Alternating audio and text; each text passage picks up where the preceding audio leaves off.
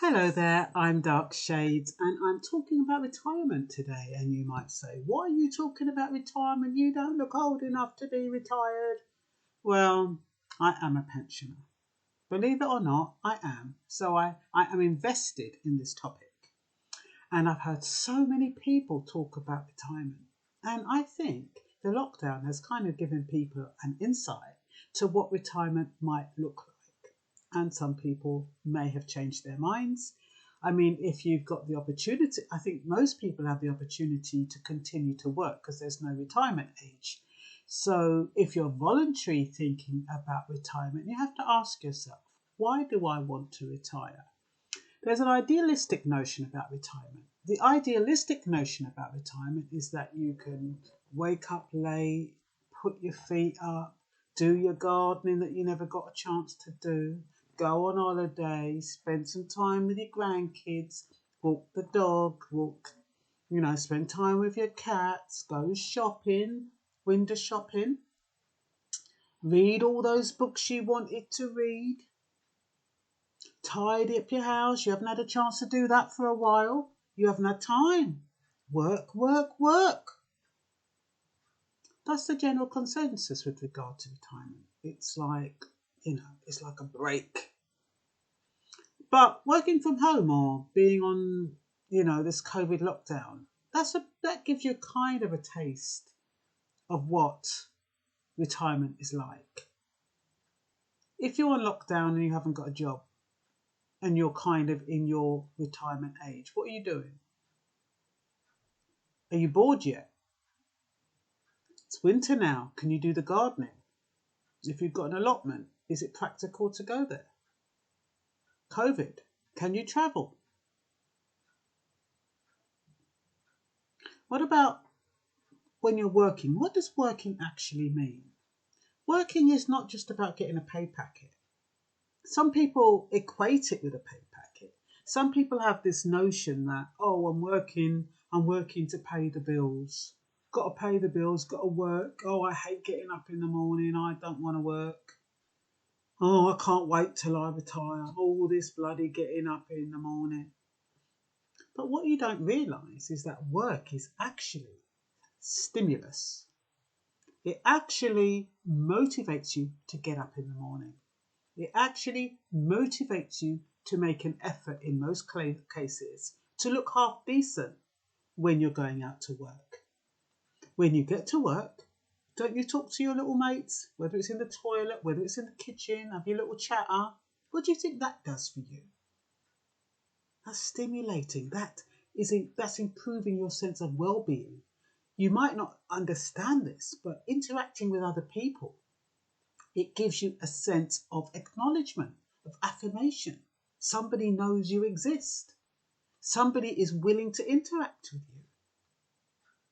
When you retire and you're on your own, half the time people forget. People ain't got time to be keeping you company. They might do it for the first couple of weeks. Oh, yeah, glad you're at home and what you're doing. Oh, yeah, we must meet up. We must go to the mall. We must have a drink together. We'll go out and have a meal. 3 months down the line, they've forgotten about it. They don't call you. You're stuck at home and you're bored. Bored witless. The books you thought you were going to read, you can't be asked. They're bloody boring. They're not as interesting as you thought they were going to be. You get tired of watching the same thing on the TV all the time. All those hobbies and things you thought about doing, all of a sudden they don't seem interesting enough. Working is, like I said, it's not just about a salary. You have to think about what it does for you as an individual, how purposeful you feel, how valued you feel. I know some of you are in jobs and you absolutely hate it, and I can understand. But it still gives you a sense of purpose. Even if you're cleaning the bloody toilets, you still have a sense of purpose. You still get the feeling that you're doing something. And yeah, you have all these other things you'd love to do. You can still do them. But you can do them in your, we all have, annual leave. You might not appreciate your annual leave. You might think, oh, I went away for 2 weeks. I wish I could stay for 4 weeks. If I'd retired, I'd be gone for 6 weeks. You forget you need money to do all of that. So it's fine having these idealistic notions about retirement, but how realistic are they? And what kind of impact does it have on the way you feel when you're at home? And sometimes your partners, it's all right even saying, oh yeah, we can go on holiday. How is your partner now? Is your partner well enough? Is he healthy enough? How do you know you're not going to develop any health problems? Will you be able to fulfill all of those things? And the thing is, yes, you can get health problems, but what I'm saying is, even if you've got health problems and you go to work, you've got someone you can natter to about it. You talk to your old man, or your old man talks to you about the same old bloody problem. It's boring. Whereas at work, you've got all different people to tell, all different people to offload. You've got different types of people that you can talk to. And you can tell all different people different parts of your life. But when you're at home or you're with your spouse, it's just like you're saying the same thing over and over again. Before, you could talk about what you did at work. What are you talking about now? Oh, did you see those people next door? What they got on? Oh, they got a new car. Oh, they've done their door. Have you seen they've done their door? Oh, they've got new windows. Oh, did you see them? They had some people over there the other day. I wonder if that's in their bubble. Get restless and bored. And you know what they say? An idler, it's not good when you're feeling idle. And what happens is that, when you don't feel motivated in the morning, or you've got no reason to get up, what do people do? They lounge about in bed, maybe till about 9, 10, and they get up. They might have a shower, they might not. Go downstairs if they've got stairs. Go and look in the kitchen. Oh, what we're going to have today. At least when you go to work, you might want to go over the road and pick up something, or you all bung together and might get some fish and chips, or you've got kind of a variety. Some people bring some stuff in and you nip on that, snack on that. But when you're at home, you're like, eggs, toast, bread, Weetabix, porridge. What am I going to cook today? I don't feel like cooking. I'm not going to cook today. I'm just going to have some crackers and some cheese. And I can't be bothered to get dressed. Who's seeing me? No one's seeing me. I've not got no one coming here. So you don't even bother to get dressed. You don't bother to put on any makeup. You don't bother to make an effort at all. You just sit at home, whether it's you and your spouse. What can we eat? Emotional, satisfaction. Emotional eating. So you start eating. Might go for a walk. That might be nice if the weather's nice. But what happens in the winter? It's cold. Bloody freezing. Do you really fancy walking around the park when it's so bloody cold? So all I'm saying is think about retirement. It's not all it's cracked up to be. Maybe in the olden days it was.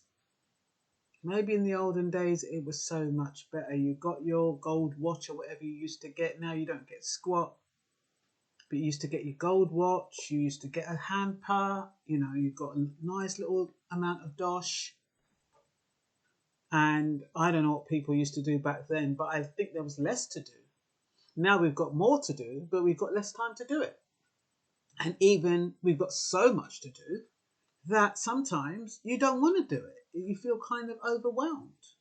So yeah, it's a bit ironic because even though there's a lot to do, it's very hard to get in that mindset to do it, to do what there is out there. All these electronics or whatever there are out there. I mean, to be honest, I think to myself, I do quite a lot. I do these videos, I do my magazine, I work, I work during the day. I'm on a couple of government panels. And I still think that if I stopped working, I wouldn't have enough to do. I think I'd be bored.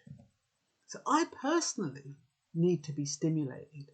And yet I do miss those little kitchen chats and those little chats in the corridor And Microsoft Teams and Zoom, it doesn't really cut it. It doesn't really cut it. You still don't get to feel, it's all right, but it doesn't do it for me.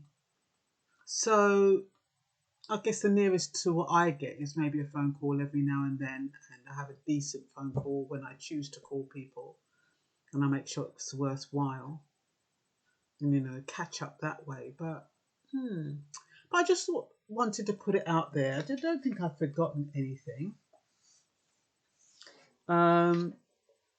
Another reason why people retire is that they've paid off their mortgage and they think, oh well, and normally they've paid off all their bills, their car payments, so they can afford to retire.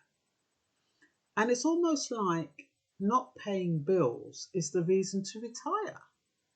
But I don't think that should be the reason to retire. I think a goal or some kind of sense of purpose should be the reason to retire.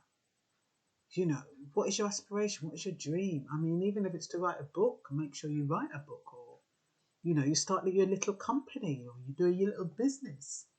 But do something, or have a plan before you decide to retire. If you have this idealistic notion about retirement, you could be disappointed, and it could affect your health.